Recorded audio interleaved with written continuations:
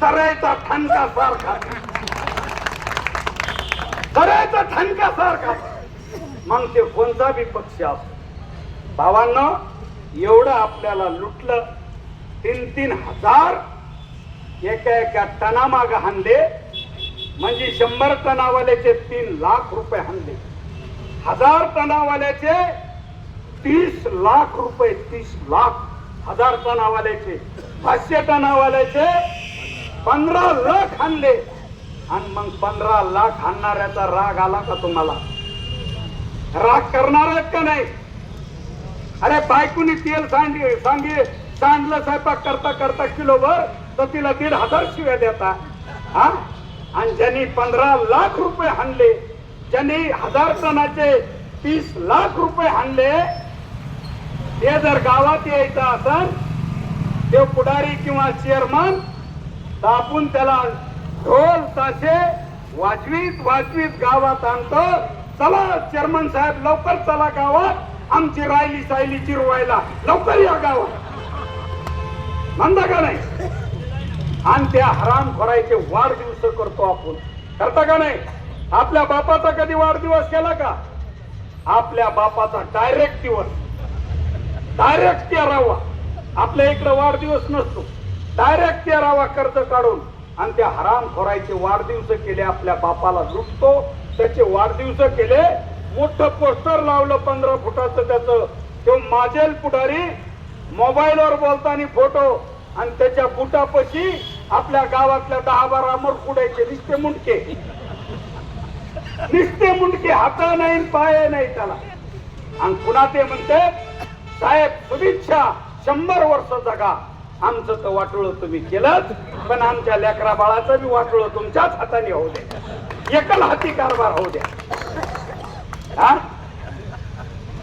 मग भावांनो, या हराम खोरायला गावात अडवा लागत. आता नानाने सांगितलं की पोरायचे लग्न व्हायना, टोंगची टोंग पोरं फिरायलेत गावात, कोणी पोरगी द्यायना त्याला.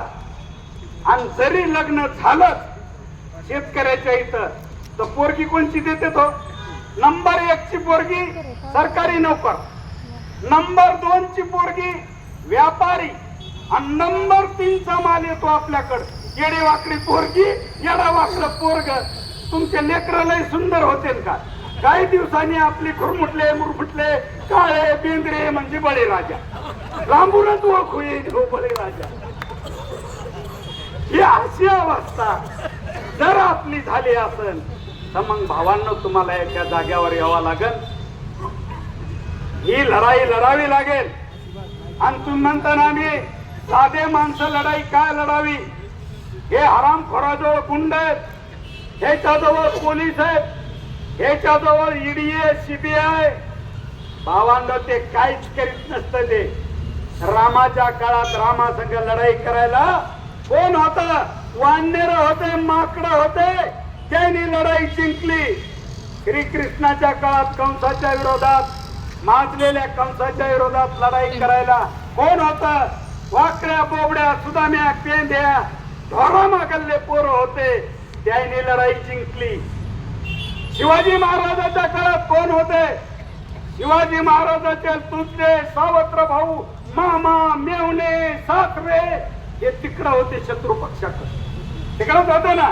इकडे कोण होतं? मदारी मेहतर, शिवाजी महाल, तानाजी मालुसरे, बाजी प्रभू देशपांडे, इब्राहिम खान, दौलत खान, घिसाड्याचा पोरगा, लव्हाराचा पोरगा, कुंभाराचा पोरगा, रामुशाचा पोरगा, मातंगाचा पोरगा, 18 पगड जातीचे पोरं आले आणि स्वातंत्र्य मिळवून दिलं.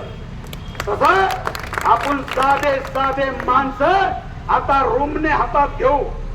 हे कसे ताळ्यावर येत नाहीत बघू.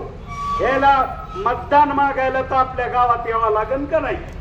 येऊ द्या, मग आपल्या टप्प्यात येऊ द्या. ह्याला आपल्या टप्प्यात आलं तर ह्याला नीट करायचं काम आपल्याला करावं लागेल. म्हणून भावांनो, हे जे स्वातंत्र्य आज हा स्मृती दिन आहे, बाबू गेनू ह्याचा स्मृती दिन आहे. ह्यांनी काय केलेलं माहित आहे? परदेशी कापड आणलं. माझ्या देशातल्या कापसाला भाव कसा मिळेल म्हणून त्या कापडाच्या ट्रक खाली पडले आणि इंग्रज अधिकाऱ्यांनी वरून ट्रक घातला ते बाबू गेनवे.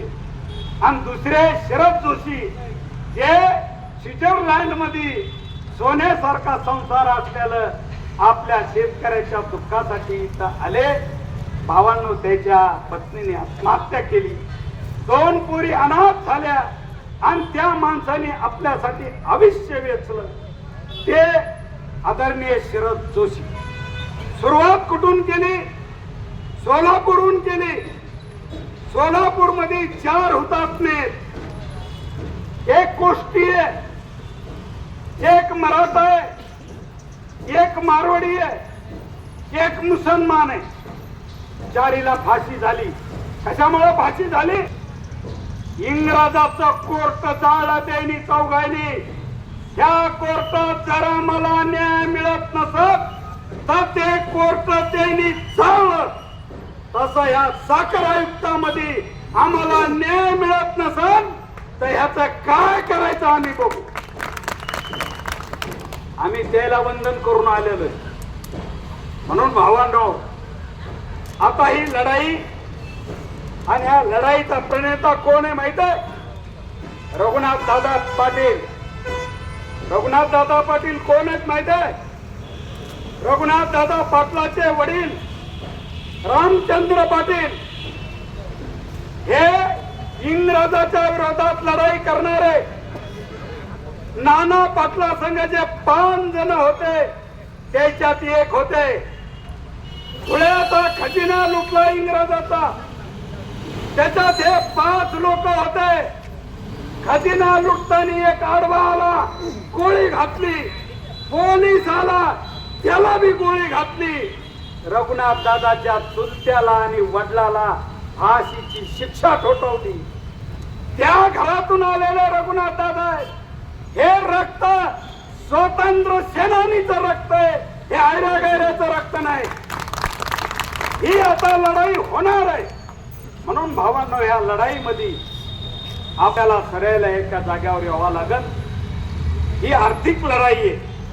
या लढाईसाठी तुम्हाला जे करता येतं ते करा.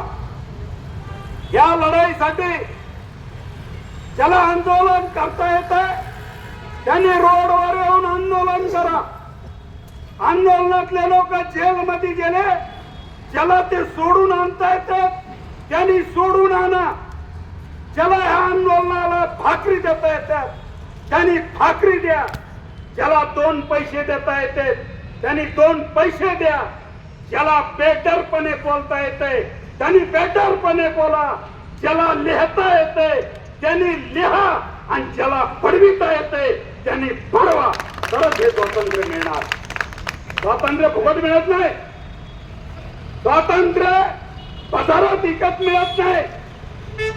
स्वातंत्र्य हिसकून घ्यावं लागत असतं. स्वातंत्र्य भीक मागून मिळत नाही. तसं आम्ही भीक मागत नाहीत. या साखर आयुक्ताला आम्हाला पैसे द्या म्हणून, ते आमच्या हक्काचे आहेत. अरे, आम्ही भीक मागायची औलाद नाहीत. आमचा बाप चंद्र सूर्याला ग्रहण लागलं, चंद्र सूर्य जरी संकटात सापडला तर आमचा बाप खाली जवारी कपडे वाटतो. दारात लंगे गोसाई फकीर आला तर आमची माय 4 किलो जवारी त्याला वाढती.